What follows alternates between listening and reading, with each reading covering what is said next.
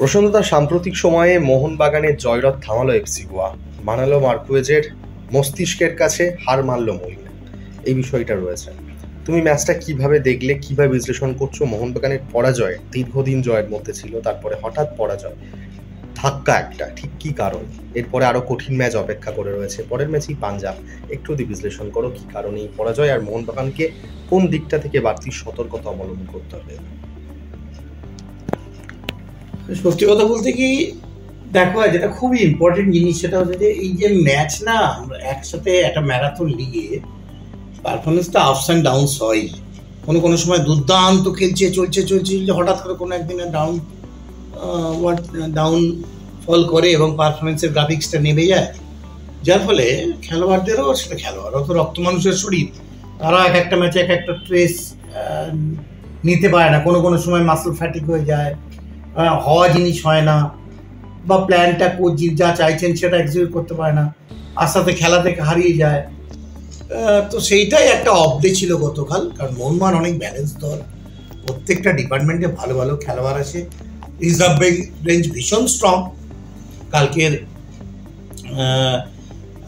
ম্যাকরারেন এবং তোমার কামিন্স দুজনে একসাথে খেললো, শেষ সময় ট্রাই করলো, কিন্তু জানা কোনো জায়গায় একটা মনে হচ্ছে না খেলার বাঁধুনিটা হচ্ছে না। কারণ মাঝমাঠের যে হৃৎপিণ্ডটাই, সেটা হচ্ছে গ্রেগ স্টুয়ার্ট। সে কিন্তু থাকলে যেভাবে ফ্রিকোয়েন্সিটা হয়, উইং প্লে বা ভেতর দিয়ে পাস বাড়ানো বা হোল্ডিং মিড ফিল্ডারে কাজ করে বলটা ধরে খেলোয়াড়দের যাওয়ার সময়টুকু করে দেয়, তো সেই হিসেবে গ্রেগ স্টুয়ার্টের না থাকাটা একটা বিরাটভাবে ফ্যাক্টর হয়ে যাচ্ছে।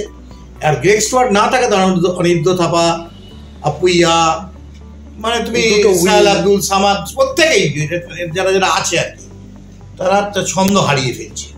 একটা সিস্টেমে চলছিল মোহনবাগান, সেই ছন্দটা হারিয়ে ফেলছে, যার ফলে খেলার কোনো ম্যাচে, ম্যাক্সিমাম ম্যাচে ভালো হয়েছে, কিন্তু কোনো ম্যাচে আবার পারফরমেন্সিভভাবে হয়নি।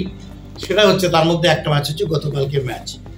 আর দেখো, মানুয়েল মার্কোস কিন্তু অভিজ্ঞ কোচ, ভারতবর্ষে অনেকদিন কোচিং করছে, ওনার অভিজ্ঞতা অনেক ভালো। হায়দ্রাবাদ, ব্যাঙ্গালোর, এগুলো সমস্ত জায়গায় কোচিং উনি করেছেন, যার ফলে এখন ভারতবর্ষের খেলোয়াড় যারা আছেন, যারা পারফরমেন্স করছেন, তাদেরকে পারফরমেন্সটা, ইন্ডিভিজুয়াল যে পারফরমেন্সটা, সেটার মূল্যায়ন উনি করেছেন।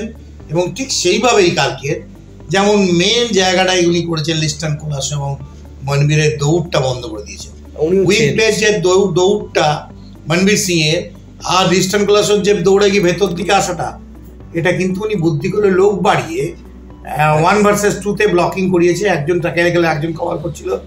তো এটা হওয়াতে ছন্দটা মোহনবাগান টিমের ব্রেক করে, তারপর গোল খাওয়া, গোল শোধ, এবং যে উইনিং গোলটা, অর্থাৎ 2-1-এর গোলটা অনেকেই বলছে অফসাইড, আমারও দেখে মনে হচ্ছে। কিন্তু রেফারি আইএসএলে এখনো পর্যন্ত যা প্রেফারিং হচ্ছে, তাতে কোনো ম্যাচে মনে হচ্ছে আমার যে এই ছোটো ছোটো ব্যাপারগুলো না হলেই ভালো।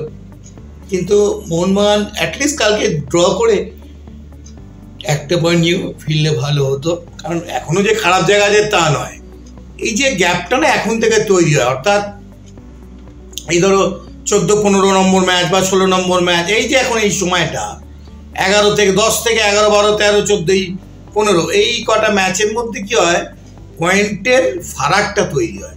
কারণ এটা হচ্ছে মিড অফ দিস সিজন, প্রায় আসছে, এখনো আসেনি, কিন্তু মিড অফ দ্য সিজন আছে। এখানে যে দলের পয়েন্টটা একটু বাড়ানো থাকে, সে সামনের দিকে ক্যারি করে নিয়ে গিয়ে চলে যায়।